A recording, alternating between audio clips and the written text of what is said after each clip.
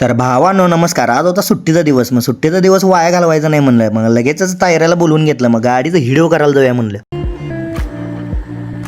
आणि आम्हाला जाता जाता आपल्या टीम इंडियाची व्हाईस कप्तान स्मृती मानधनाचं फार्म हाऊस दिसलं होतं. फार्म हाऊसच्या बाहेर सिक्युरिटी तर जाम होती, कारण इथं लग्न सोहळा पार पडणार होता. पण तिच्या वडिलांना हार्ट अटॅक आल्यामुळे ते लग्न पुढे ढकलण्यात आलं. लगेचच पोहोचलो आम्ही आमच्या स्पॉटवर. इथं सनसेट तर भारी झालता. व्हिडिओ पण क्वालिटीच होणार म्हणलं. तर चला तर मग व्हिडिओ पण बघूया आणि त्याचा रिझल्ट पण बघू.